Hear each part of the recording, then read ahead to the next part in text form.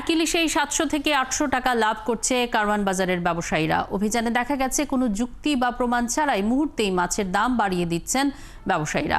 অভিযানের প্রথম দিনেই 5 ব্যবসায়ীকে জরিমানা করা হয়েছে। কর্মকর্তারা বলছেন এখন থেকে নিয়মিত এই অভিযান চলবে। রাশেদ আনিসের প্রতিবেদন। আমরা জিজ্ঞেস করলাম যে আপনি কত করে ইলিশ বিক্রি করবেন, জাস্ট ক্রেতা সেজে এই তথ্যটা জানতে চেয়েছি। উনি বলেন 2200 টাকা কেজি। কিনেছেন কত? উনি বলেছেন 1550 টাকা বলেছেন। তো আমরা কিন্তু দেখলাম যে 1400 করে বিক্রি হচ্ছে এই একই ইলিশ।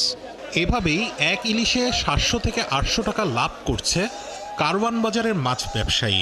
1400 টাকা দিয়ে আপনারা কিনছেন, 2200 টাকা কেন যাচ্ছেন? না স্যার, এটা কিনা না স্যার, এটা তো 1570 টাকা কিনা স্যার।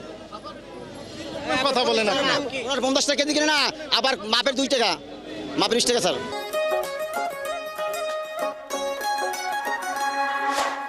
বুধবার ভোর 6টায় মাছের দাম বৃদ্ধি রোধে বিশেষ অভিযান পরিচালনা করে ভোক্তা অধিকার সংরক্ষণ অধিদপ্তর। কি দামে কিনারা কিনেছেন সেই তথ্য নেই।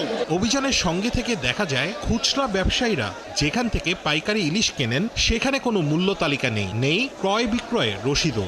এইটা কেউর কাছে এই মাছ বাজার যত ঘর আছে, যদি আপনি এক ঘরেও দেখাইতে পারবেন না। আমরা বাজারে পাইকারা যেরকম বলে আমরা এরকম বিক্রি করে দিই, কম হইতে পারে বেশি হইতে পারে, কিন্তু আমাদের এটা জানা নাই যে এটার বড় সিন্ডিকেট হইতেছে। ঘাটে যেমন বরিশাল, নোয়াখালী, ভোলা, ওইখানে গেলে আপনি সিন্ডিকেটে ভাঙতে পারবেন। বিশেষ অভিযানে এরকম 5 ব্যবসায়ীকে 42,000 টাকা জরিমানা করা হয়। অধিদপ্তরের কর্মকর্তারা জানান, পূজা উপলক্ষে বাংলাদেশ সরকার ভারতে ইলিশ পাঠানোর খবরেই প্রতি কেজি মাছের দাম 300 টাকা করে বেড়ে যায়। সরকার ইন্ডিয়াতে কি অল্প কিছু মাছ রপ্তানির সিদ্ধান্ত নিয়েছে। এই মেসেজটি যখন মাছ বিক্রেতার কাছে এসছে, এনারা অস্বাভাবিকভাবে কেজি প্রতি 200 থেকে 300 টাকা দাম বাড়িয়ে দিয়েছে। এটি অযৌক্তিক। ভোক্তা অধিকারের কর্মকর্তারা আরও জানান, এখন থেকে নিয়মিতই সারা দেশে চলবে ইলিশের দাম বৃদ্ধি রোধে বিশেষ অভিযান। রাশেদ আনিস, 71, ঢাকা।